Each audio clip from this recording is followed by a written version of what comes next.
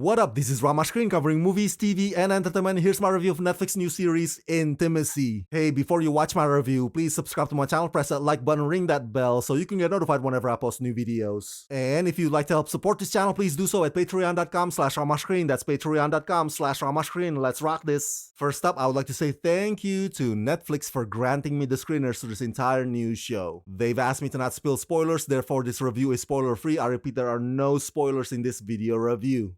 Intimacy, for all intents and purposes, is a hashtag #MeToo drama that also tackles issues of revenge porn, mental health, and the cutthroat games of politics. One thing that you'll notice immediately, and it goes on throughout the show, is that the dialogues are very on the nose. The key characters wear their emotions and opinions on their sleeves unapologetically. I'm not gonna lie, I find it abrasive at times, but by the 4th and 5th episode, I've come to accept it as part of the norm. And there's something strangely admirable about everybody just telling it like it is. This has got to be one of the most depressing shows I've seen all season, but one that I would still highly recommend, for the reason that while the approach may come across as rough or unrefined, Intimacy robustly interweaves the struggles of these 4 women into a personal crusade that's worth giving a damn. Created by Veronica Fernandez and Laura Sarmiento,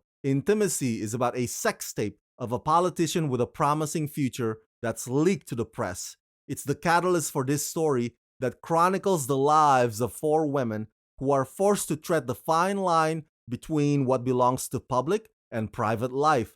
Where are the boundaries of our intimacy?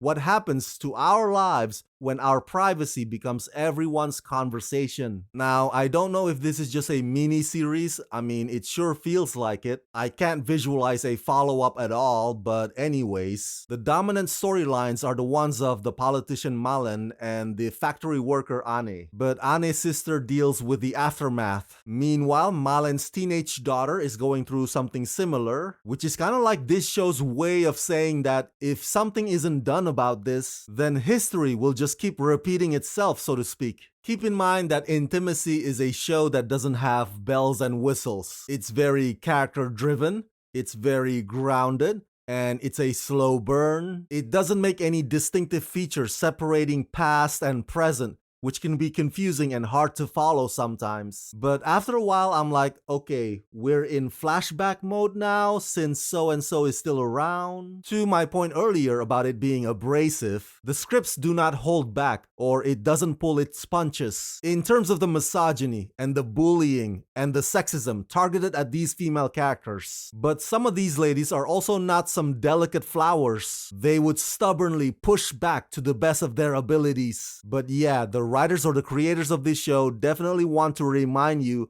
that it is a man's world that they're living in. I know little to nothing about Spain's political system, so much of what's going on there kind of throws me off from time to time. But it's clear from Malen's perspective that there's a lot that she has to maneuver or navigate in order to keep her ambition while simultaneously doing PR damage control. And there's a subplot regarding the detective that, I mean, I get it. They had to give her some depth or layer to her, but that part is kind of removed from the arc at hand. It takes too much of the focus away, and eventually it becomes nothing more than an afterthought. The performances are fascinating across the board, especially the teenage daughter who looks like she's constantly angry at the world. And the actress who plays the lead character Malen is such a feisty, fiery presence. An argument can be made that perhaps there doesn't need to be as many as 8 episodes total. And yes, the mystery of who leaked the stuff, how and why,